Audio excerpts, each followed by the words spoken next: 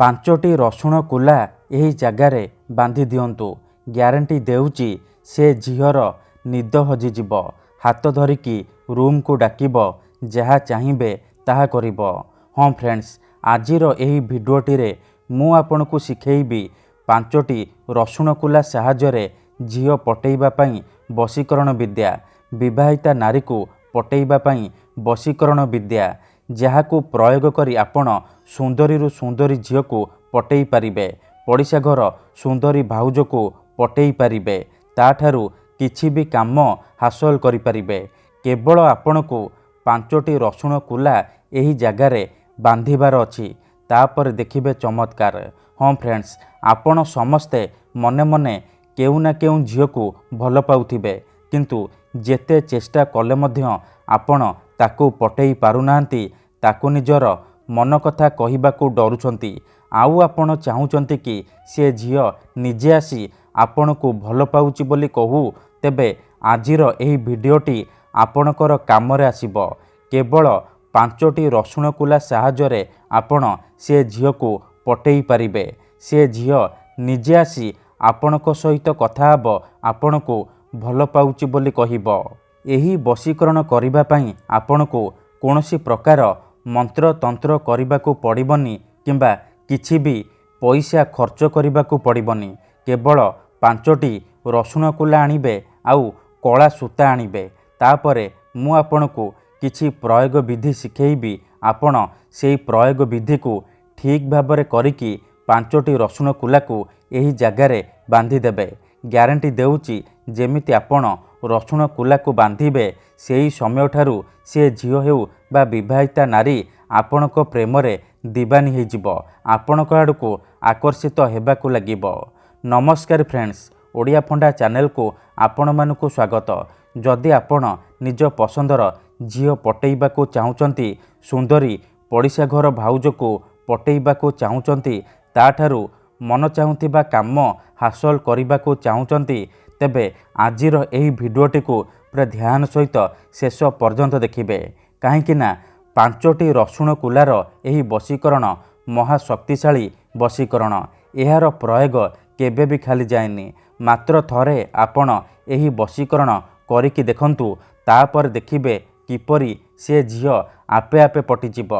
ଏହି ବଶୀକରଣ ସାହାଯ୍ୟରେ ଆପଣ ଶାଶୁ, ନଣନ୍ଦ, ଦିଅର, ଭାଉଜ କାହାକୁ ବି ନିଜ ବଶରେ କରିପାରିବେ। ତାଠାରୁ ନିଜର ମନ ମୁତାବକ କାମ ହାସଲ କରିପାରିବେ। ଏହି ବଶୀକରଣ କରିବା ସବୁଠାରୁ ସହଜ, କିନ୍ତୁ ବଶୀକରଣ କରିବା ପୂର୍ବରୁ କିଛି ବିଶେଷ କଥା ଜାଣି ରଖନ୍ତୁ। ବଶୀକରଣ କ'ଣ ପାଇଁ କରାଯାଏ? ଯେତେବେଳେ ଆପଣ କାହାକୁ ନିଜଠାରୁ ଅଧିକ ଭଲ ପାଉଛନ୍ତି, ତା ବିନା ବଞ୍ଚିପାରିବେନି ଭାବୁଛନ୍ତି, ସେତେବେଳେ ଆପଣ ବଶୀକରଣ କରିପାରିବେ।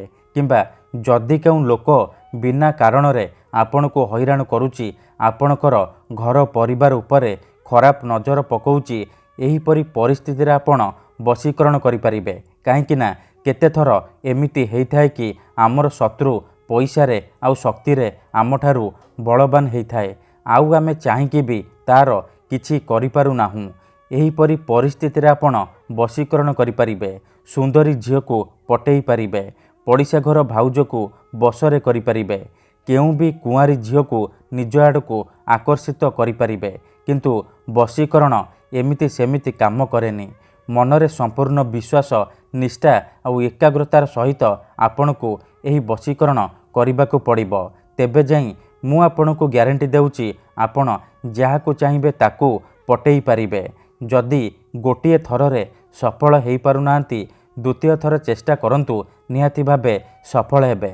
ଠିକ୍ ଅଛି, ଦେଖନ୍ତୁ, ଯେଉଁପରି ଆପଣ ଭଗବାନଙ୍କୁ ମାନୁଛନ୍ତି, ଭଗବାନଙ୍କ ଉପରେ ବିଶ୍ୱାସ ରଖିଛନ୍ତି, ନିଜର ସବୁ ଦୁଃଖ କଷ୍ଟ ଅସୁବିଧା ଭଗବାନଙ୍କୁ ଜଣାଉଛନ୍ତି, ଯଦି ସେ ଅସୁବିଧାର ସମାଧାନ ନ ହେଲା, ତାହାର ମାନେ ନୁହେଁ କି ଭଗବାନ ନାହାନ୍ତି। ସେହିପରି ତନ୍ତ୍ର ମନ୍ତ୍ର ହୁଏ, ବଶୀକରଣ କାମ କରେ, କିନ୍ତୁ ଏହାକୁ ଆପଣଙ୍କୁ ସିଦ୍ଧ କରିବାକୁ ପଡ଼ିବ। ପ୍ରୟୋଗ ବିଧିକୁ ଠିକ୍ ଭାବରେ କରିବାକୁ ପଡ଼ିବ। ମୁଁ ଆପଣଙ୍କୁ ଯେମିତି ଶିଖେଇବି, ଆପଣଙ୍କୁ ଠିକ୍ ସେହିପରି କରିବାକୁ ପଡ଼ିବ। ତେବେ ଯାଇ ମୁଁ ଆପଣଙ୍କୁ ଗ୍ୟାରେଣ୍ଟି ଦେଉଛି ଆପଣ ଯାହାକୁ ଚାହିଁବେ ତାକୁ ପଟେଇ ପାରିବେ। ଆଉ ଗୋଟିଏ କଥା ମନେ ରଖନ୍ତୁ, ମନରେ କୌଣସି ଖରାପ ଉଦ୍ଦେଶ୍ୟ କିମ୍ବା କୌଣସି ଖରାପ କାମ ପାଇଁ ଆପଣ ଏହି ବଶୀକରଣକୁ ପ୍ରୟୋଗ କରିବେନି।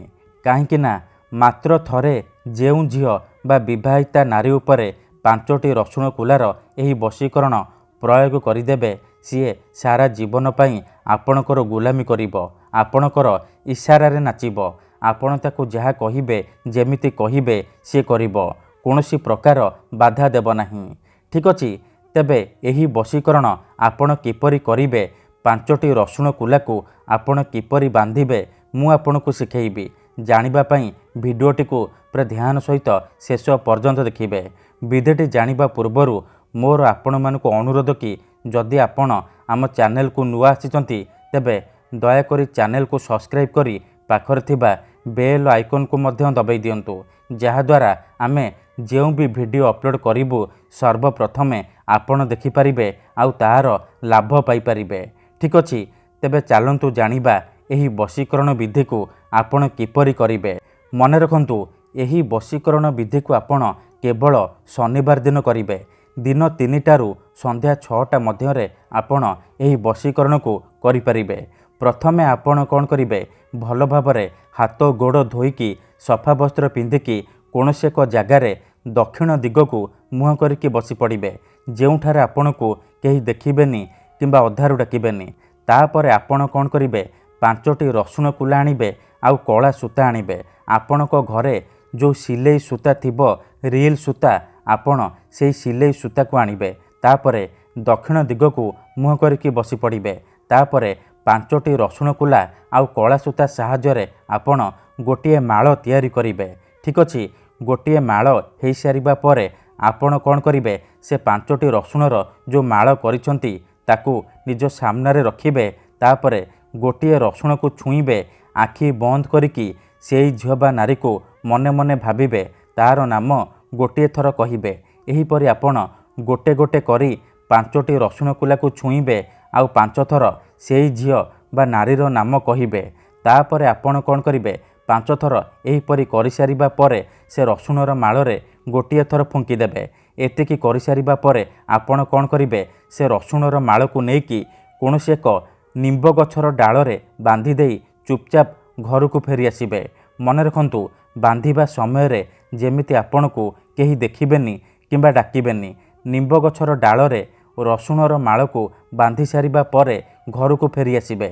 ତାପରେ ଦେଖିବେ ଯେଉଁ ଝିଅ ବା ନାରୀ ପାଇଁ ଆପଣ ଏହି ବଶୀକରଣ କରିଥିବେ ସିଏ କିପରି ଆପଣଙ୍କ ଆଡ଼କୁ ଆକର୍ଷିତ ହେବାକୁ ଲାଗିବ, ଆପଣଙ୍କ ପ୍ରେମରେ ଦିବାନୀ ହୋଇଯିବ, ଯାହା ଚାହିଁବେ ତାହା କରିବ, କୌଣସି ପ୍ରକାର ବାଧା ଦେବ ନାହିଁ।